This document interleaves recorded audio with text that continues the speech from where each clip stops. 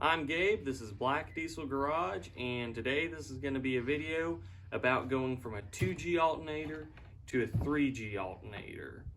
And this would be on your early 7.3 and 6.9 diesel pickups. This is the 2G alternator that comes on them. Later on they went to an internally voltage regulated alternator, which that's what the 2G is here, or sorry, 3G is here that I will be installing on my truck.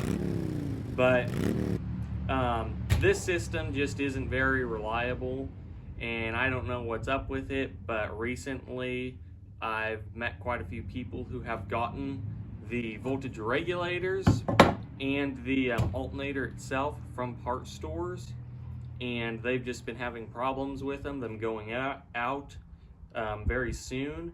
I don't know if they're not getting remanufactured very well or what the issue is with them. I myself have bought 3 of these in 1 year, and I have a friend who bought 13 of these in 1 year because they just kept having problems.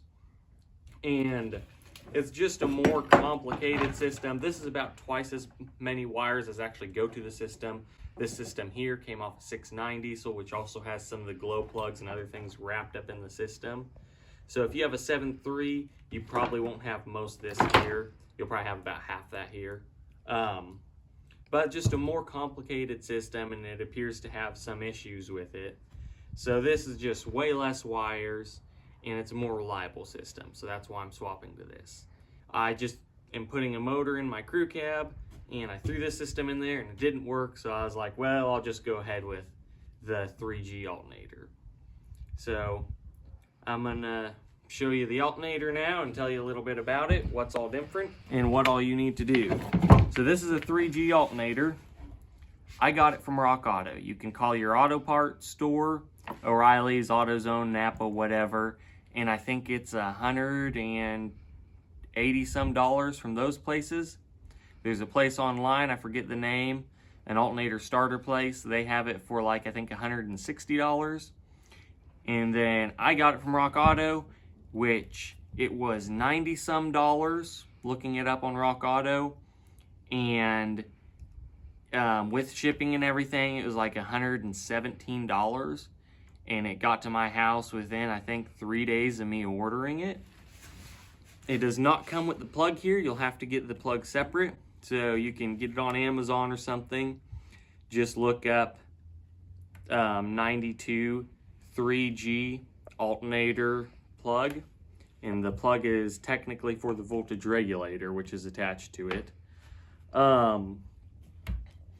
What these come off of when you want to look them up is you can look up a 92 E350, which is a van. And you look up the 7.3 version, and it'll have one of these, and it is the direct swap over from your older 7.3 with the voltage regulator system, the external voltage regulator system. So it will directly bolt into your vehicle.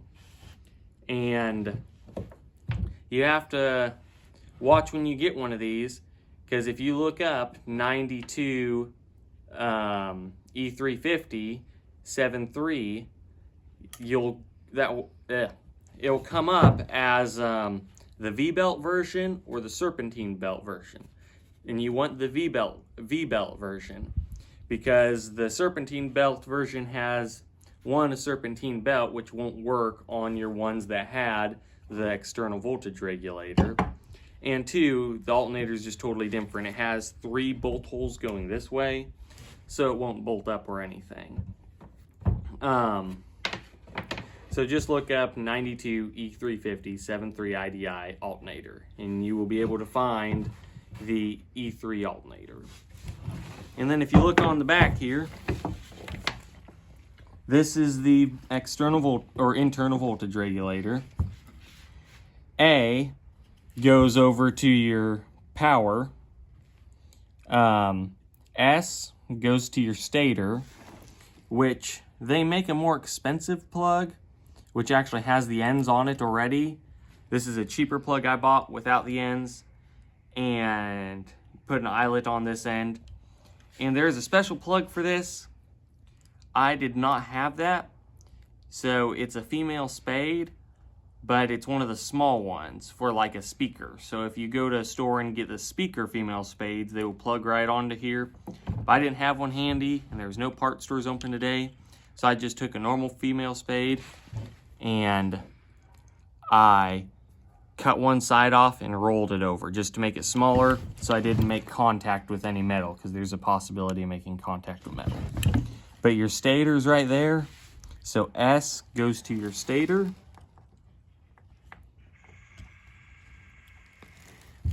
And then I is for ignition. So you want this to go to, I think, 12 volts keyed power. So find 12 volts keyed power on your truck. There is certain spots for it to go to. This is a green and red wire, and I think it is supposed to be a green and red wire off of your external voltage regulator plug. And I'd recommend taking all the old wiring out, but I'm not going to tell you how to pull the old wiring out, because there's a couple different ways for different years these trucks have their wiring. Like I said, this is out of a 6.9 diesel, and it also has the glow plug system. Some of them, like the 7.3s, don't usually have the glow plug system wrapped in with it, like off an 88 7.3.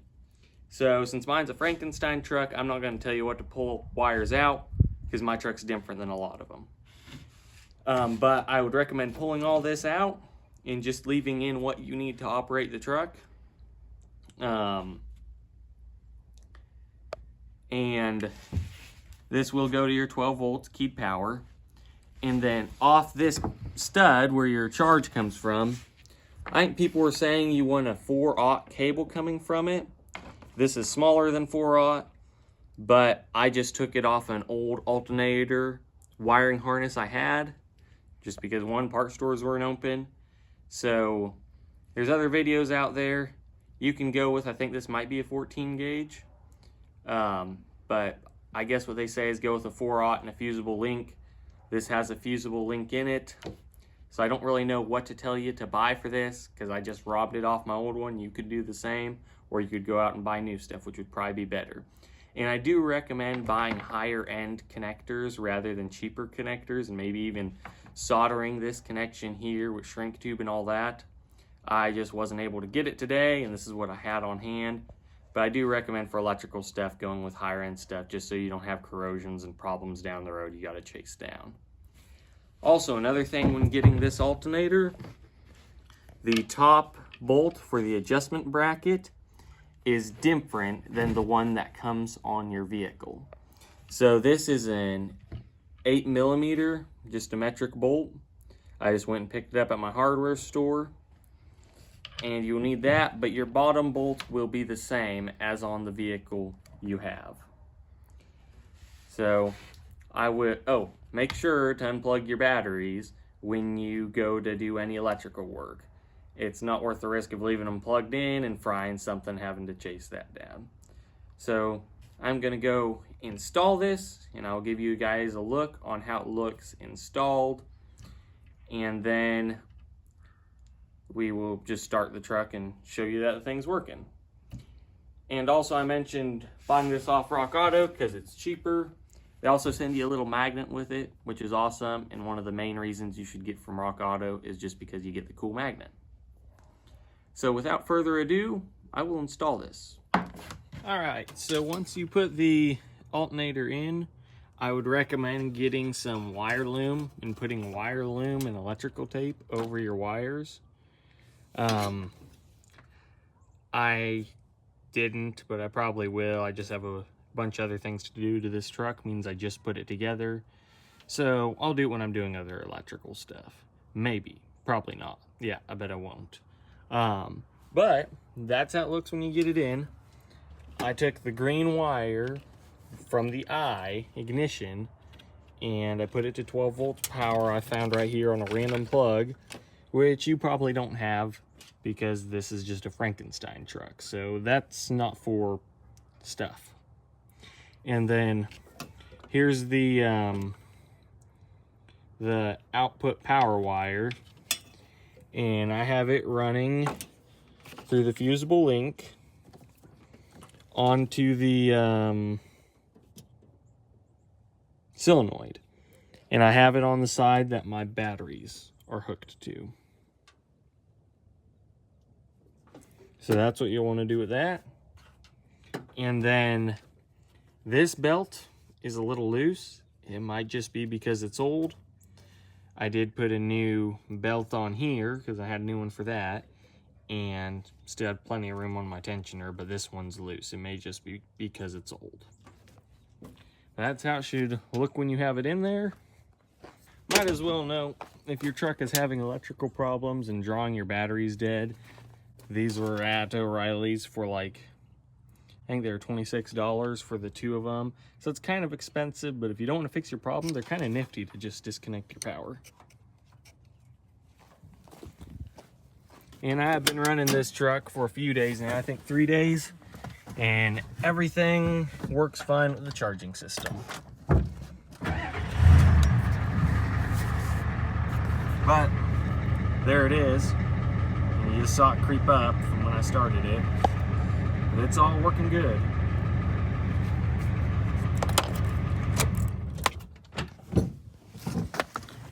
So thanks for watching. I hope this video was helpful to you guys.